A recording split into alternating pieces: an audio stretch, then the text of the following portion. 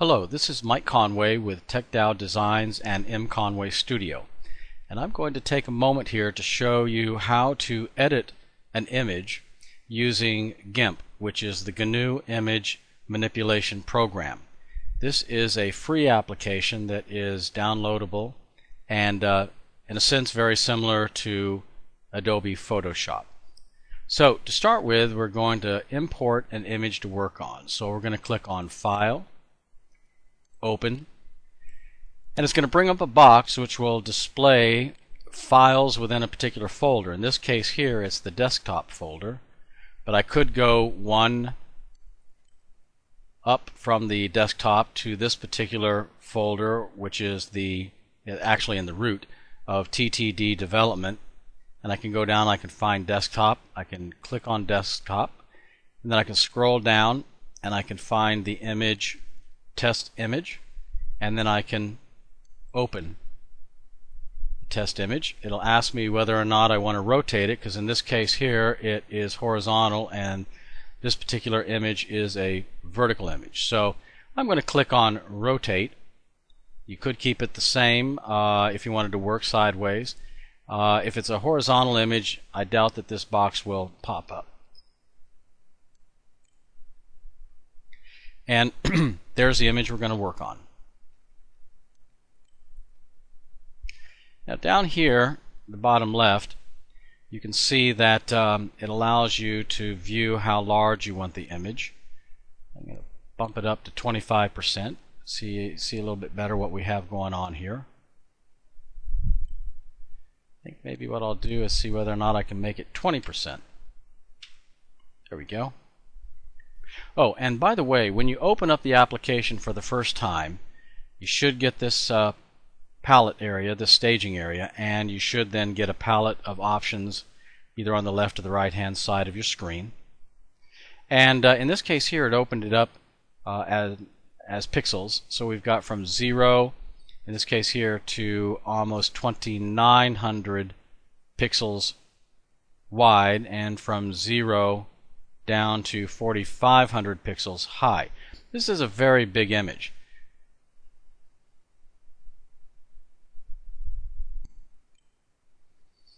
Again, down in the lower left hand corner here, you'll see that it's telling me that it's 138.5 megabytes in size. So that's an extremely large image, and one that we wouldn't want to upload to the internet.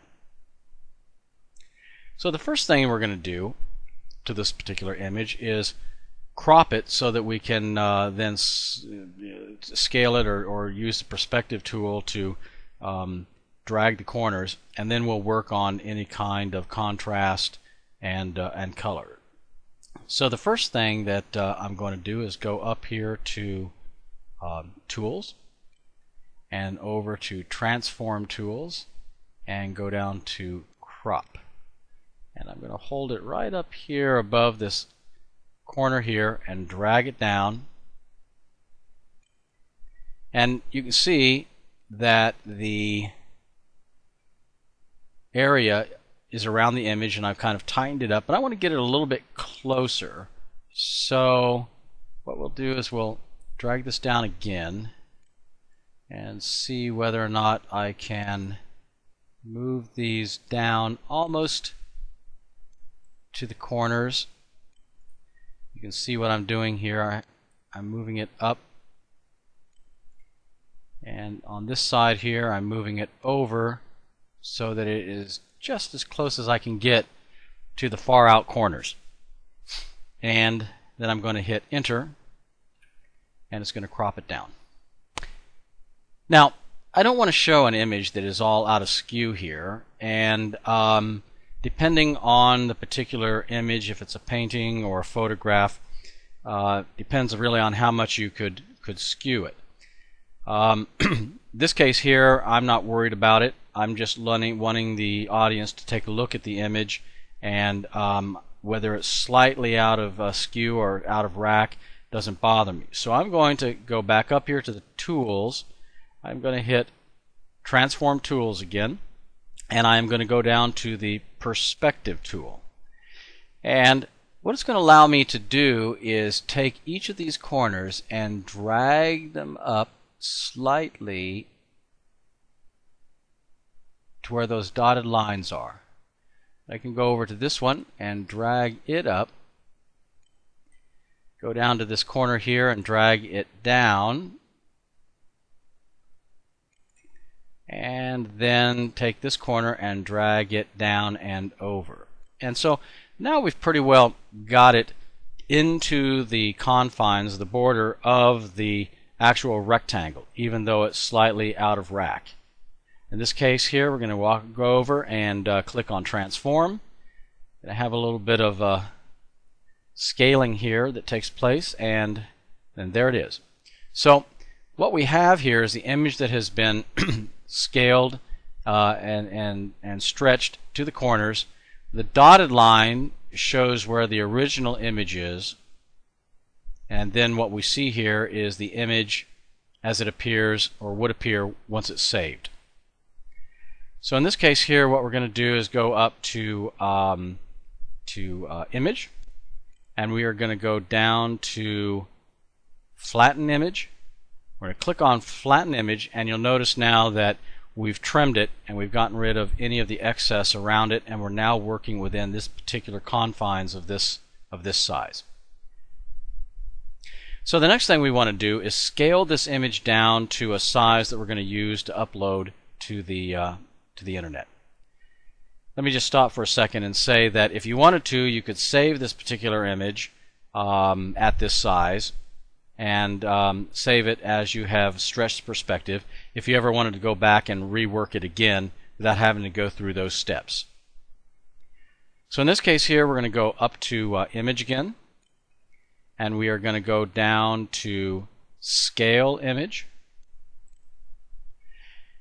And now what we see on this particular box is we have an image which is at 180 pixel resolution, and the size of it is 3195 by 3915. So the first thing we're going to do is we're going to set this resolution to 72. So we'll just put our cursor in that box, type in 72. When we click the tab, notice that it populates the next box to 72. That's because we've got this locking icon on. If we were to undo this locking icon, we could change those resolutions and have them different numbers. But in this case, we don't want to do that. We're going to keep it same resolution of 72 dpi. And then we're going to click Scale. And notice that nothing happens. It's basically the same pixel size horizontally and vertically, but we have changed the resolution of the image. Now we're going to change the pixel size of the image. So we go back up to Image, we go to Scale the Image, and now we're going to set the image size to a particular size that we want to work with that can be easily uploaded to the internet. And I find that an image of about 900 pixels one way works good. So I'll type in 900, and then when I hit Tab, you'll notice that it resizes the height down to 1103. If we were to hit Scale, it all of a sudden becomes smaller because we've made the image smaller. So in this case here, we can go back down to the size and bump it up to say 25%. That's not going to work. Let's bump it up to 100%.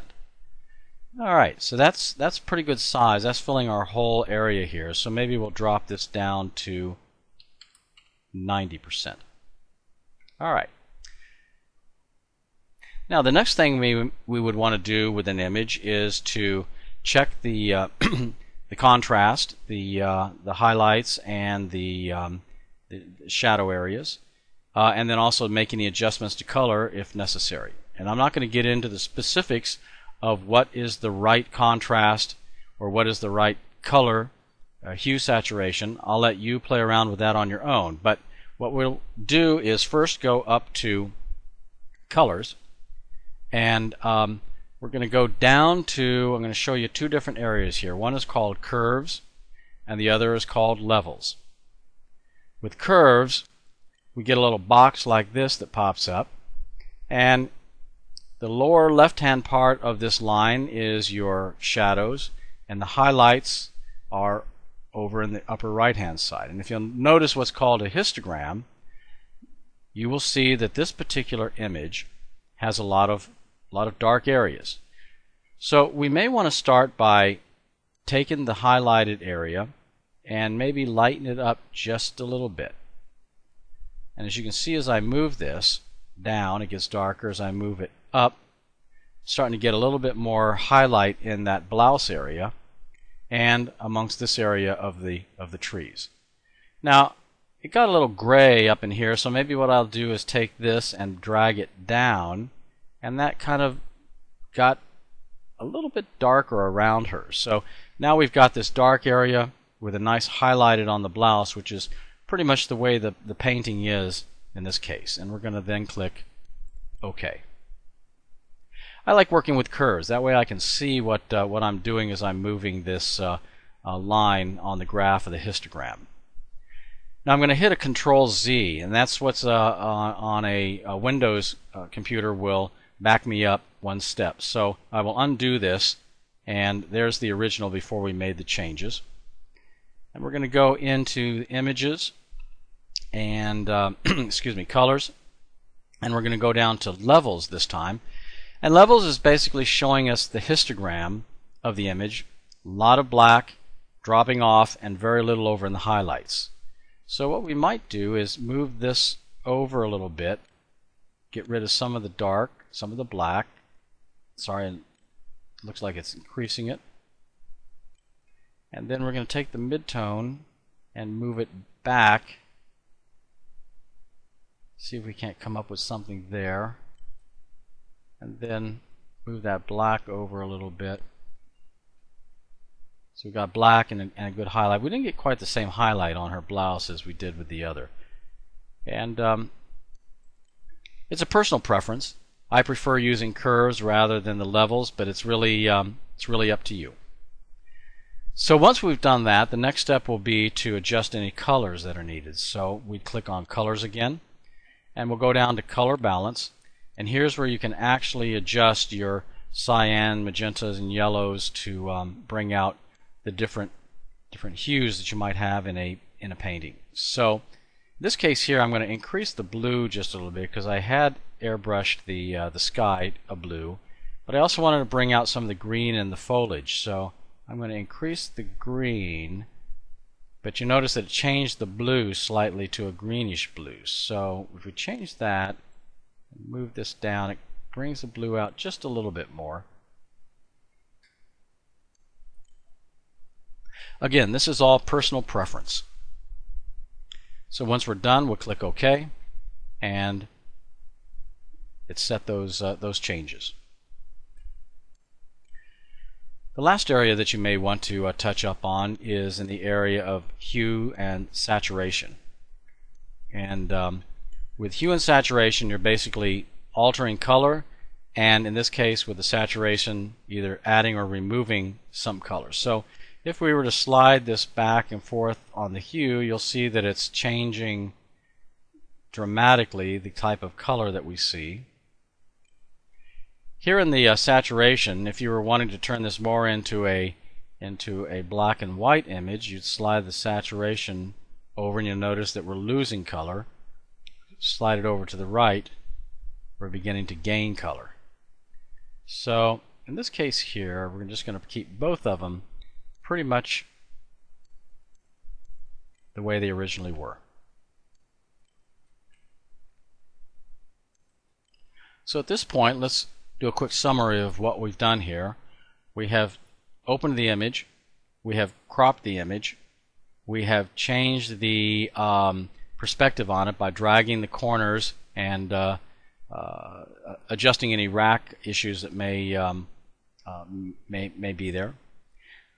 We have scaled it down to 72 dpi, and we have resized it down to 900 by 1100 pixels. And then we've gone into the color areas, and we have adjusted the contrast and then made any color adjustments. Now the last that we have to do is sharpen this image slightly. So we go up to Filters, we go down to Enhance, and we click on Sharpen. And this will allow you to sharpen the image, and you can see in this box here by dragging it around, you can see just how much sharpening takes place. You may not be able to see it in this tutorial, but if you're doing it on your computer, you'll see if you do it all the way to 1 and then slide it all the way over to high, you can see that the image becomes, well, pretty distorted by sharpening it excessively. So I would say keep it around, the 10 to maybe 15 area at the most, maybe around 12. Click OK, and now it's given it a little bit of a sharpening. Now there's one point that I need to mention before we go any further, and that is the quality of the image, or the way the image looks on your monitor as opposed to the way the image will look on somebody else's monitor.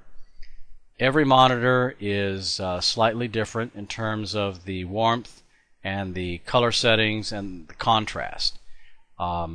This particular monitor that I'm working with is calibrated to a printer, so I know that when I see something on the screen, I am printing it and it becomes pretty close to what I'm seeing on the screen. On the other hand, once this image is uploaded to a website and viewed on somebody else's computer, whether it's a laptop or a desktop, they could be seeing something that's slightly different. The reds may be different, the oranges may be different. All that has to do with the fact that everybody's monitors are set differently, and some are custom set, some are factory set, but unfortunately that's one of the things about the internet that we have very little control over. Okie doke. Now, with that being said, our final thing to do is to export the image. And I say export because exporting is a little different than saving it. Exporting it is going to export it into a particular file format and give you some options, final options, in saving the image. So we just go up here to File, go down to Export. Now I've already saved one image that I worked on earlier called Test Image 2. So in this case here, we're going to call this Test Image 3. And again, it's asking me where I want to save it, and I'm going to save it in the directory Pictures, which is in the root of my my workspace, and in a folder called Test Images. So the folder is Test Images and Test Image number 3.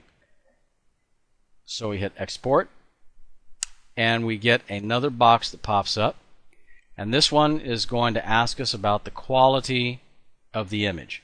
This is really the final step in saving a JPEG image. Oh, and by the way, let me cancel out of this. We'll go back up here and see that it's being saved as a JPEG image. There are other choices that you can save the images by checking all images or particular formats. But in this case here, we want to save it as a JPEG. JPEGs are the best image to save, the best format to save for any kind of photographic image. GIF images really are not the best. Neither are PNG files. So save them as a JPEG. We hit Export, and again we get this box which deals with the quality of the image. Now, we have already reduced the resolution to 72 dpi. Basically, that's because most monitors are set at 72 dpi. Many of the devices like iPads have higher resolutions, but in this case here, we're trying to keep file size down, and 72 dpi is the way to do it. Next, we've resized the image down from about 3,000 pixels wide and about 3,100 pixels high down to 900 pixels wide and about 1,100 pixels high. The last thing we need to do is change the quality of the image. The reason for this, again, is file size. We know that, I say we, those of us that work on the internet know that an image that's saved between 75 or 80% in quality is a pretty good image, and it's not going to lose a lot of its image quality versus one that's at 90 or 100. I can tell you though that saving it at 90 or 100 will increase the file size by almost 3 times. So the thing to do is just slide the image down, slide the slider down to say around 80, and then hit export, and as quick as that, it's been exported into that particular file. So let's go down to my Internet Explorer, and we're going to open up the folder Test Images, and we're going to click here on test image number 3, and there's our image resized and ready to upload into our gallery. So with that, that about wraps things up. Thank you, and I hope this tutorial was helpful.